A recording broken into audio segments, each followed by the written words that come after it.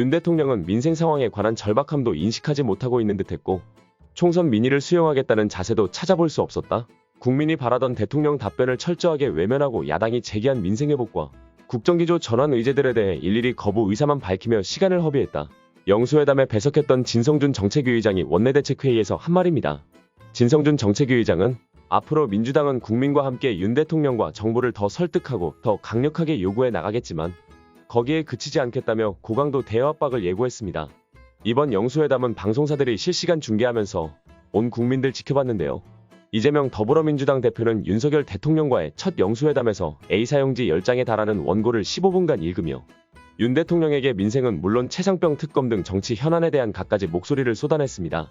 아울러 윤 대통령의 거부권 행사에 대한 유감 표명은 물론 가족 등 주변 인사의 의혹 정리를 요구했는데요. 김건희 여사를 직접 언급하지는 않았지만 우회적으로 문제를 제기한 것입니다. 첫 영수회담을 지켜본 시민들의 반응은 통쾌하다면서도 결과에는 싸늘했습니다.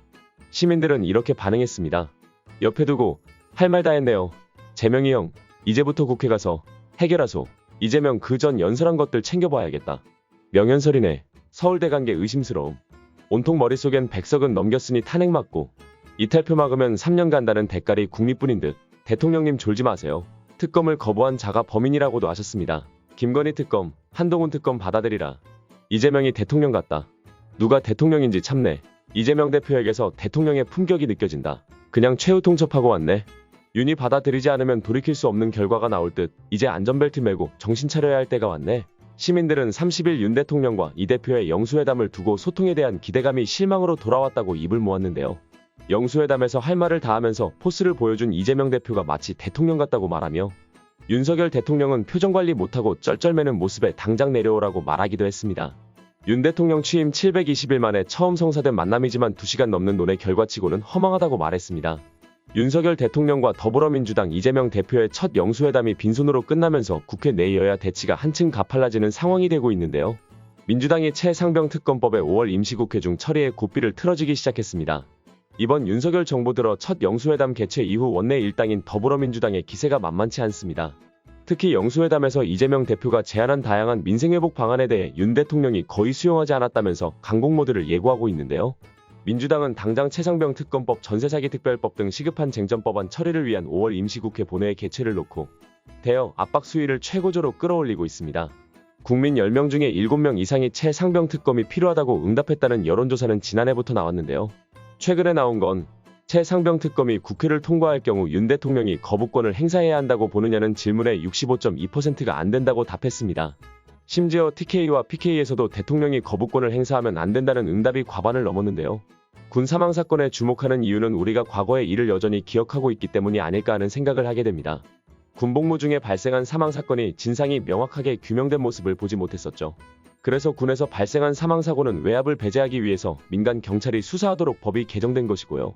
군인권센터에서는 지난달 30일 김용원 군인권보호관과 이종섭 전 장관이 지난해 8월 14일 통화를 나눈 사실이 밝혀졌다고 전했습니다. 국방부조사본부 수사단이 8월 14일 최상병 사망사건 수사 자료를 재검토한 해병대 조사 내용에 대한 법리 판단이란 문서를 국방부 장관과 국방부 검찰단장 앞으로 발송했다는 것인데요.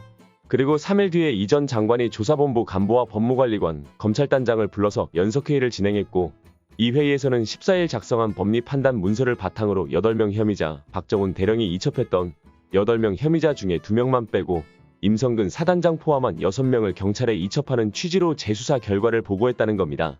그런데 회의 나흘 뒤인 8월 21일 조사본부는 임성근 사단장을 제외한 대대장 2명만 경찰에 이첩했다고 했습니다.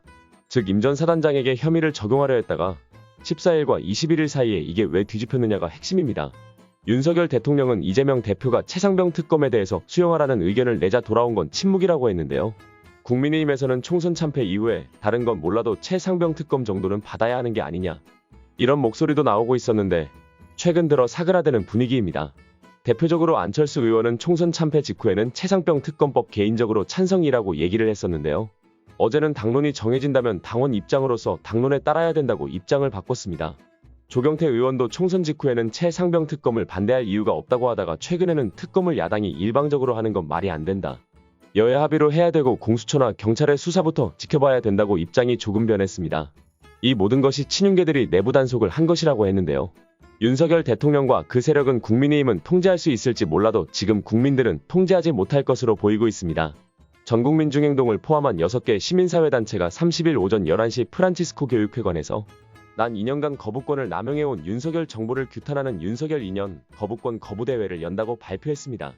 이날 기자회견을 주최한 단체로는 전국민중행동 전국비상시국회 거부권 거부 전국비상행동 언론장악저지공동행동 10.29 이태원 참사 유가족협의회 및 시민대책회의가 이름을 올렸습니다. 또한 5월 1일 노동절을 맞아 서울 등 전국 15개 지역에서 9만여 명이 참석하는 대규모 집회가 열리는데요.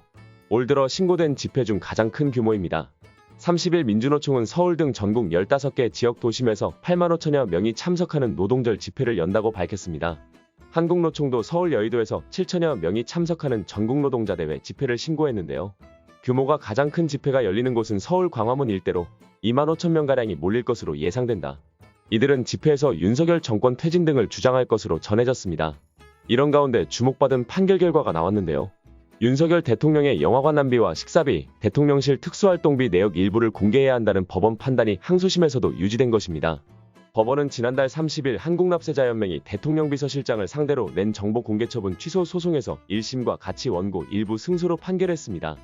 1심인 서울행정법원은 윤 대통령과 김건희 여사가 2022년 6월 12일 서울의 한 극장에서 브로커를 관람할 때 지출한 비용 내역과 같은 해 5월 13일 윤 대통령이 서울 강남의 한 식당에서 450만 원을 지출했다고 알려진 저녁 식사 비용 내역을 공개해야 한다고 지난해 9월 판결했는데요. 윤석열 정부 출범 후 지출된 대통령실 특수활동비 내역 일부도 공개 대상으로 판단했습니다. 앞서 납세자연맹은 이 같은 지출 내역을 공개하라고 정보 공개 청구와 대통령 비서실행정심판위원회 행정심판을 제기했으나 거부당하자 행정소송을 제기했습니다. 이번 영수회담에서 가장 웃기는 발언이 있었는데요. 윤석열 대통령은 언론을 장악할 방법은 잘 알고 있지만 자신은 그럴 생각이 없다고 말한 것으로 전해졌습니다. 윤 대통령은 그러면서 언론계에서 벌어지고 있는 현안들에 대해 잘 모른다는 반응을 보였다고 하는데요. 이에 대해 민주당은 일고의 가치도 없는 거짓말이라고 비난했습니다. 이재명 대표는 정부의 비판적인 방송에 대해서 중징계가 계속 이어지고 있고 또 보도를 이유로 기자, 언론사에 대한 압수수색이 매우 일상적으로 일어나고 있다고 말했는데요.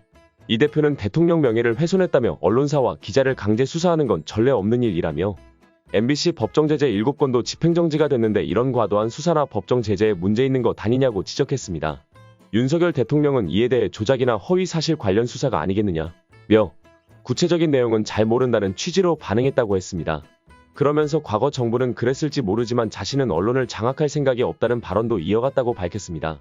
앞으로 야당의 맹공이 시작될 것으로 보이고 있습니다. 윤석열 대통령은 이전에 경험해보지 못한 심판에 놓일 것으로 보고 있습니다. 지금까지 오한TV였습니다.